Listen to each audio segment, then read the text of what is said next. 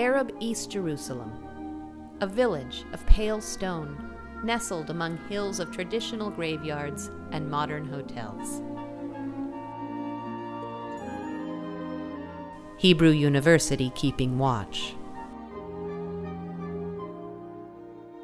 Settlements loom everywhere. Will even this historic Palestinian guest house survive the latest rush of Israeli colonialism? We should ask. We're the nation helping sustain an occupation that imprisons millions of Palestinians on the West Bank and in Gaza. Now highway sound barriers block the hazy pastel view of the old city and lead to special Jewish-only settlements through tunnels and highways that trap Palestinians into smaller and smaller places, and dust ancient olive trees with a hubris crust, like one more insult to an occupied land. Settlements stand concrete in their power. Riding on, I remember an American expatriate of Jewish heritage saying, "What do you expect? We won, and we made the Jordan River Valley green." As if April in the Jordan River Valley could be anything but green, especially with water-sapping irrigation. The Sea of Galilee, the desert hills of Jordan, the Golan Heights, so grand in beauty. We let some Palestinians stay, and now they work the land for us. We have our towns, rich with our success. They have their sheep and villages. There is no wall in sight, but its symbolism is everywhere. Another day, we travel a mile or so beyond Jerusalem's sound barrier toward the West Bank. What was once a part of Palestinian East Jerusalem is now an Israeli housing complex, with pleasant bus stops, tidy flower gardens, a huge modern mall,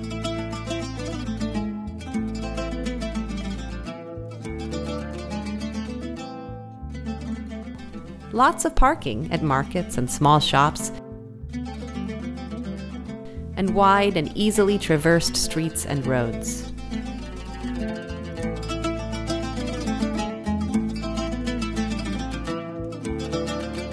We come to the Calandia separation wall. Why don't you call it what it is, I ask. I see it as an apartheid wall. My friend does not reply. Is she afraid to voice her own reality even when alone with me? We enter the West Bank through the Calandia checkpoint. No one stops us. It's when we go the other way, my friend explains. Israel only cares what happens on their side of the wall.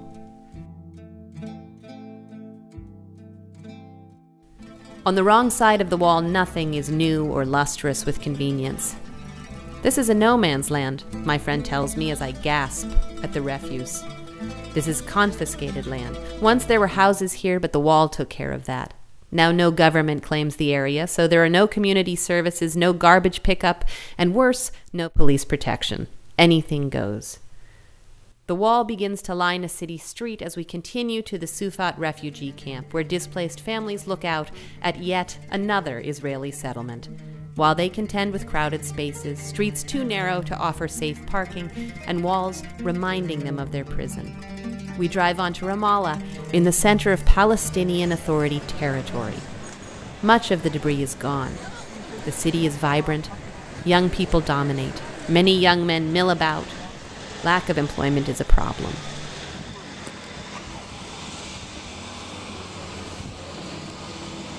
There's a poignant humor in signs like stars and bucks.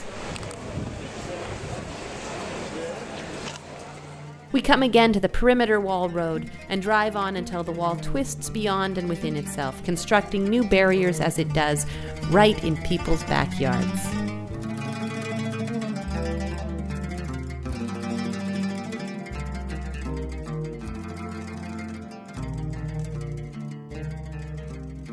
More garbage, still a no man's land.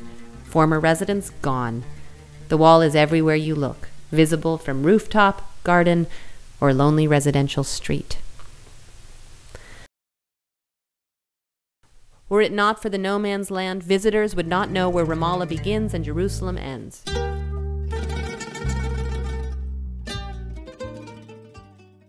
We enter my friend's house. It is abandoned. Everything remains in place. Dust is the only inhabitant. If we stay here, my friend says, we can no longer go to Jerusalem, even for our jobs or schooling. This was Jerusalem.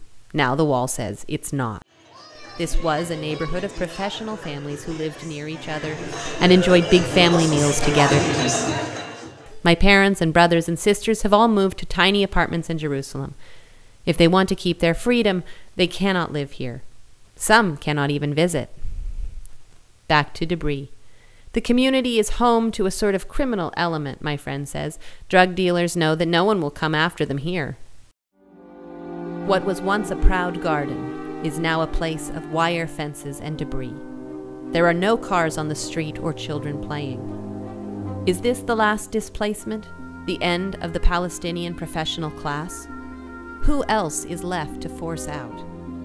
How can you have hope? I think, looking over at my friend. The Israelis say, we'll take your gardens because we can, leaving you with the garbage.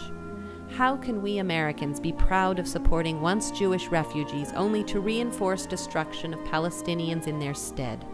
We have not had conquest and occupation on our land since we first came to the New World. Do we understand the implications of colonialism in a shrinking world today?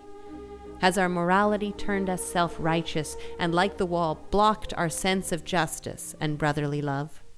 What of the children? How many American parents would want their kids walking home from school with machine gunners on every other corner? These are the children with Jerusalem ID cards. These are the so-called lucky kids.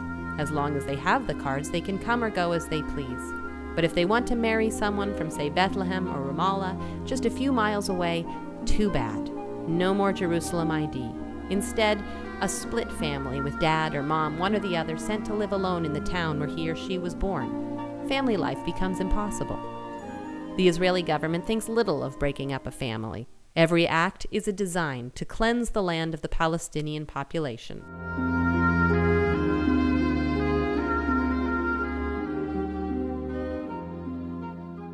These are the children on the wrong side of the wall.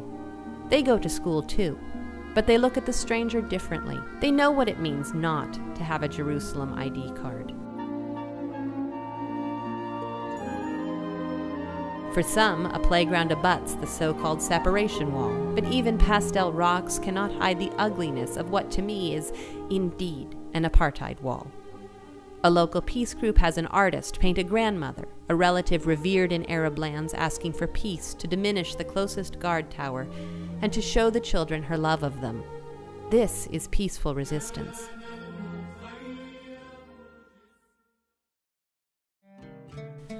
These are the children who play at the end of a message.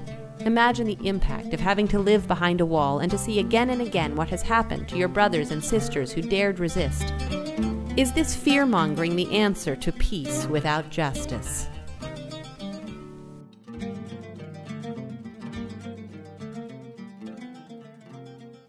These are the children who live in the basement of the world, who watch their grandfathers slump home every night, defeated by joblessness, yet again.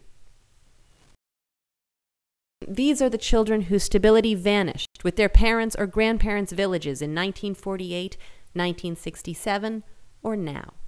They want to be seen by us. They wonder, do we, the visitors, the Americans, represent justice for them? How could we think that these children or the families before them would simply hand over their keys and walk away? Would we so easily give up our America? Did the Native Americans before us? Nothing is sacred when even the smallest children are not free. This little boy asked me to take his picture. He did his best to smile, and so did I. But I had little to promise him. I will not forget his face or any of those whose eyes met mine in Palestine. Can we understand that peace will never be until responsible freedom is extended to everyone?